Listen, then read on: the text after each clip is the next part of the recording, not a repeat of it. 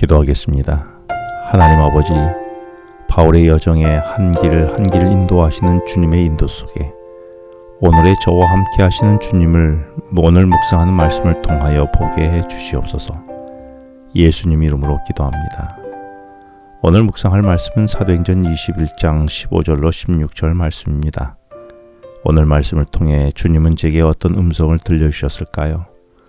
그 생생한 주님의 음성이 오늘 본문을 통하여 들리게 되기를 바랍니다. 15절은 바울이 예루살렘으로 가는 이야기로 시작합니다. 이는 바울이 가이사랴 성도들의 배웅 속에서 가이사랴를 떠나 예루살렘으로 올라갔다는 것입니다. 그런데 바울이 가이사랴를 떠나 예루살렘으로 향할 때에 가이사랴에 있던 몇 명의 사람들이 더 동행하게 됩니다. 그 동행자들을 16절에서 몇 제자와 한 오랜 제자 구브로 사람 나손을 데리고 갔다라고 기록합니다. 그런데 그 이유를 16절 끝에서 바울 일행이 나손의 집에 머물려 함이라고 말하지요. 창세기 12장 1절로 3절에 하나님은 아브라함에게 내가 너를 큰 민족으로 세우고 내 이름을 창대하게 하리니 너는 복이 될지어다 라고 하시면서 아브라함이 하나님을 알기도 전에 먼저 그에게 은혜를 베푸셨지요.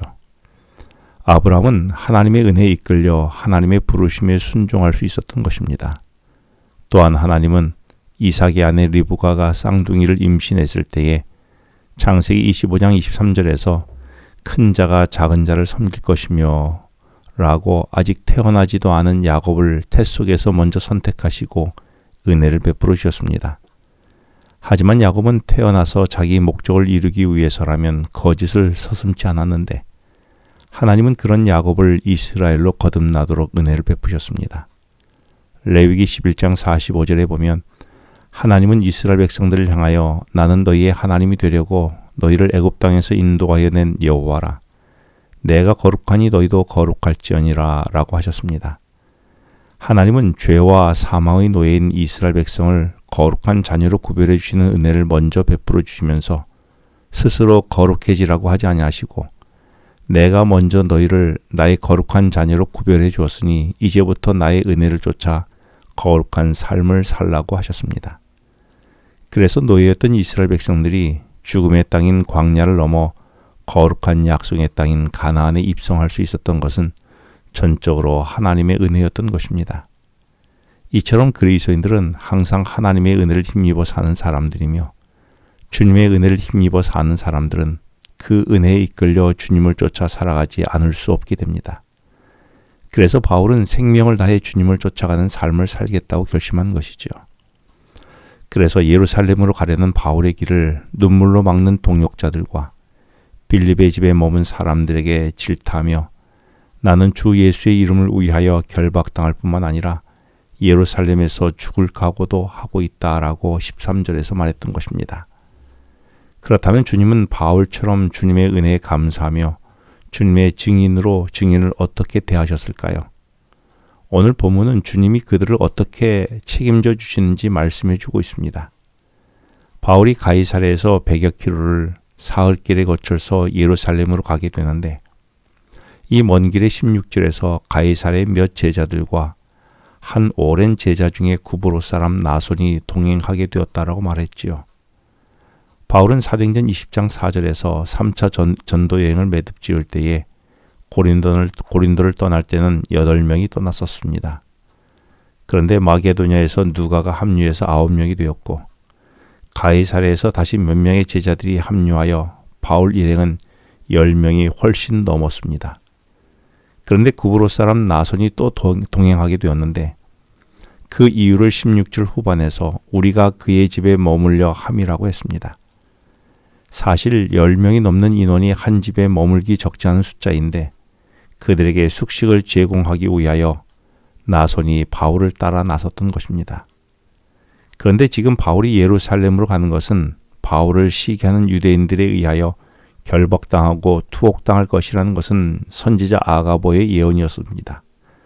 사실 지킬 것이 많고 잃을 것이 많은 사람들은 사람들의 눈치를 보기 마련인데 나손은 10명 이상이 머물 수 있는 큰 집을 소유한 잃을 것이 많은 사람이었습니다.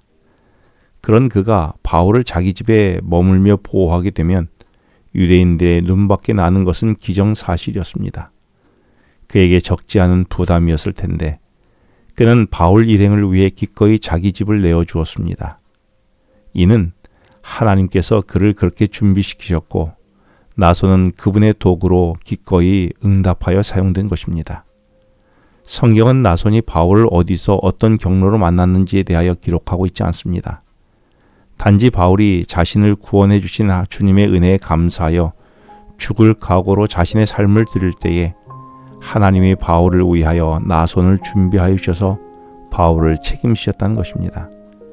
이것이 바울에게 끊임없이 베푸시는 은혜였던 것입니다.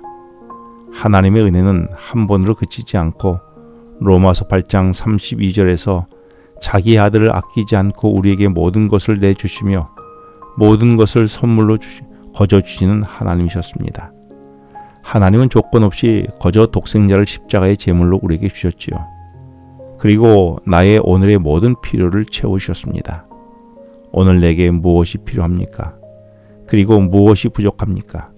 그 모든 필요를 주를 위해 내 모든 생명을 드린 나를 위하여 채워주실 것을 나는 믿고 있습니까? 그 믿음이 내게 있습니까? 기도하겠습니다. 하나님 아버지, 바울의 모든 필요를 위해 나손을 준비하신 주님께서 오늘 저의 모든 필요를 채워주심을 믿고 주 안에 평안하게 하여 주시옵소서. 예수님 이름으로 기도합니다. 지금은 개인 기도 시간입니다. 오늘 주신 말씀을 묵상하면서 주어진 기도 제목과 개인 기도 제목을 놓고 기도하시겠습니다.